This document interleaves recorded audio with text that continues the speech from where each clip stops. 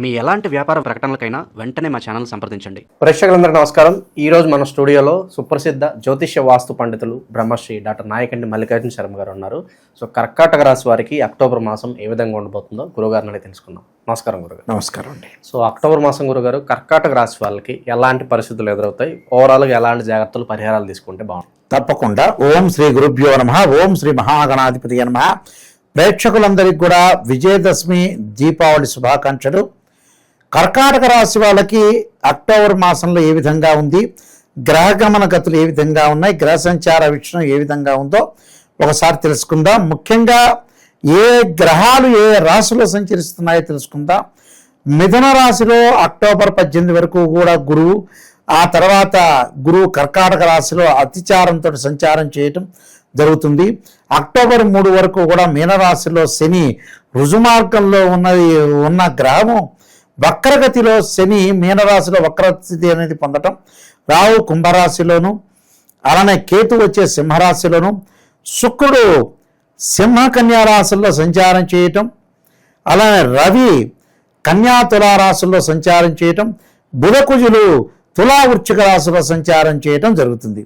అయితే ఇక్కడ కర్కాటక రాశి వారికి ద్వితీయంలో శుక్రుడు యొక్క సంచారం, అంటే ద్వితీయంలో శుక్రుడు యొక్క సంచారం అంటే ఏమిటి? కర్కాటక రాశి వాళ్ళకి లాభాధిపతి, అలానే లాభాధిపతితో పాటు ముఖ్యంగా చతుర్థాధిపతి అయిన శుక్రుడు ద్వితీయ స్థానంలో ఉండటం వల్ల అనేక ప్రయోగాలు, అనేక ఎక్స్పెరిమెంటు, అలానే సుఖాన్ని, భోగాన్ని, సౌఖ్యాన్ని అనుభవించటం, దానితో పాటు వివాహ ప్రయత్నాల్లో సఫలీకృతం కావటం, మంచి కుటుంబం నుంచి కానీ మంచి అబ్బాయి కానీ అమ్మాయి కానీ లభించే అవకాశాలు ఎక్కువ ఉండటం ఒకటి, అలానే బంగారాభరణాలు, దుస్తులు కొనుగోలు చేసే అవకాశాలు బాగా ఎక్కువ ఉంటాయి. శుభ కార్యక్రమాల నిర్వహణ అంటే ఓవరాల్గా వీళ్ళకి శుక్రుడు బాగున్నాడు.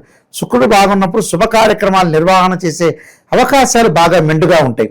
అలా నిష్ణాతులైన వ్యక్తులతో యొక్క కలయిక వల్ల కూడా వాళ్ళకు అనుకూలమైన ఫలితాలు ఉంటాయి. అంటే ప్రముఖ వ్యక్తులు, ప్రఖ్యాత వ్యక్తులు, సుప్రసిద్ధమైన వ్యక్తుల యొక్క కలయిక వల్ల కూడా వీళ్ళకి మంచి జరిగే అవకాశాలు ఉంటాయి. ప్రేమించుకునే యువతీ యువకుల కూడా పెద్దలను పెంచి పెళ్లి చేసుకునే అవకాశాలు ఎక్కువగా ఉంటాయి. అంటే టోటల్గా శుక్రగ్రహం బాగుంది. అలానే కర్కాటక రాశి వాళ్ళకి ముఖ్యంగా కొన్ని గ్రహాల యొక్క కలయిక అనేది బాగుంది. కొన్ని గ్రహాల యొక్క కలయికలో రవి ముఖ్యంగా కన్యా తులారాశిలో సంచారం చేస్తాడు. కన్యా తులారాశిలో అంటే ద్వితీయాధిపతి అయిన రవి తృతీయ చతుర్థాల్లో ఉండటం వల్ల కూడా ఉద్యోగపరంగా మేలు జరుగుతుంది. అంటే ఉద్యోగపరంగా కొంత అనుకూలత ఉండటం ఒకటి. కానీ ఉద్యోగాల్లో ఏదైతే ఉంటుందో విషయం అనేది ప్రమోషన్లు రావటం, అలానే స్థానచలనం జరిగే అవకాశాలు ఎక్కువ ఉంటాయి. స్థానచలనం జరగటం వల్ల కూడా మానసికంగా ఆందోళన పడే అవకాశాలు ఎక్కువగా ఉంటాయి. కాబట్టి ఉద్యోగ ప్రయత్నం అనేది ప్రమోషన్లు వస్తాయి, వాళ్ళకి ఇంక్రిమెంట్ పెరుగుతుంది, ఇంప్రూవ్మెంట్ పెరిగే అవకాశాలు ఉంటాయి, కానీ స్థానచలనం జరిగే అవకాశాలు ఎక్కువ ఉంటాయి. అలానే బుధగ్రహాన్ని మనం చూసుకునేటట్టయితే బుధుడు వచ్చేటప్పుడు కొద్దిగా తుల వృశ్చిక రాశిలో సంచారం చేయటం వల్ల ఈ రాశి వాళ్ళకు వచ్చేటప్పటికల్లా చతుర్థ పంచమాల్లో ఉన్నాడు. అంటే పంచమంలో ఉంటే మంచిది.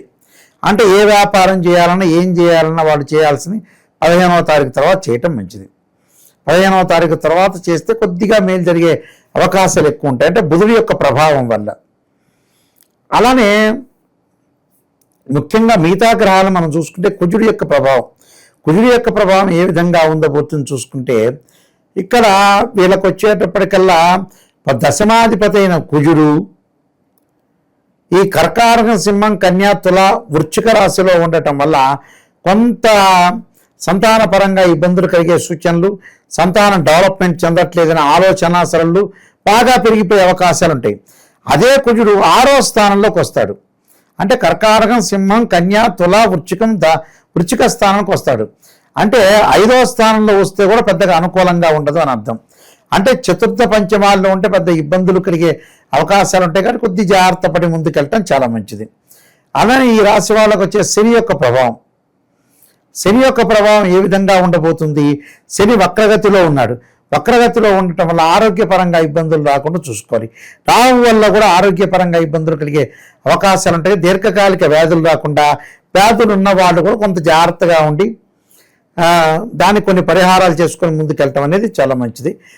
అయితే కొన్ని గ్రహాల యొక్క కలయిక వల్ల కొంత మంచి చెడుల యొక్క మిశ్రమం ఉంది. అయితే టోటల్గా ఈ రాశి వాళ్ళకి ఏ గ్రహాలు బాగున్నాయనేది కూడా చూసుకోవాలి. శుక్రుడు సంపూర్ణంగా మంచివాడు. ఈ ద్వితీయ స్థానంలో కేతు యొక్క ప్రభావం వల్ల భార్యాభర్తల మధ్యలో డిస్ప్యూట్స్ వచ్చే అవకాశాలు ఉంటాయి. అంటే భార్యాభర్తలు, భర్త ఒక మాట అంటే భార్య ఒక మాట అంతా సర్దుకొని పోవటం చాలా ఇంపార్టెంట్. కుటుంబ కలహాలు రాకుండా కాపాడుకోవాలి. కుటుంబ కలహాలు అంటే అన్నదమ్ముల మధ్యలో కానీ, అక్క చెల్లెల మధ్య కానీ, తండ్రి కొడుకులు కానీ, తల్లి కూతుళ్ళ మధ్యలో అనుబంధ బాంధవ్యాల్లో గొడవలు రాకుండా చూసుకోవాలి. మరింత బంధం లేకపోయినా పర్వాలేదు, కానీ అసలు కలహం వస్తే అసలుకే ముప్పు అవుతుంది. కాబట్టి ఓవరాల్గా కొంత జాగ్రత్తగా ఉండాలి. అయితే టోటల్గా వీళ్ళ శుక్రగ్రహం అనేదే ఎక్కువగా అనుకూలంగా ఉంటుంది. కుజుడు కూడా మిశ్రమైన ఫలితాన్ని ఇచ్చే అవకాశం ఉంది. కాబట్టి కొంత జాగ్రత్త వివరించి కొన్ని పరిహారాలు చేసుకుని ముందుకు వెళ్ళాలి. విశేషంగా ఎలాంటి పరిహారాలు, దైవారాధన బాగుంటాయి అంటారు గురుగారు వీళ్ళకి?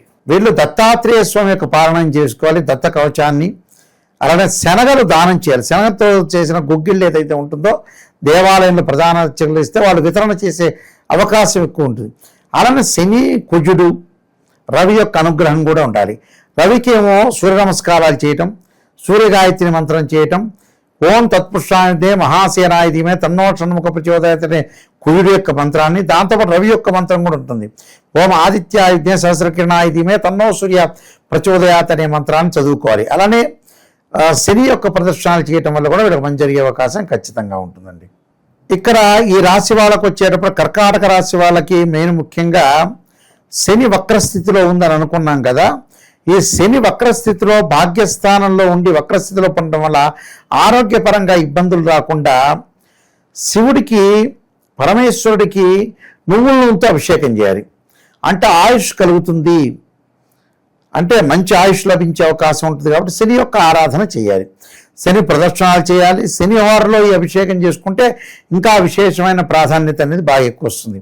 అలానే గురువు బాగలేదు కాబట్టి ఎవరైనా సరే దీపావళి రోజున లక్ష్మీదేవి యొక్క ఆరాధన చేయటం వల్ల మంచిది.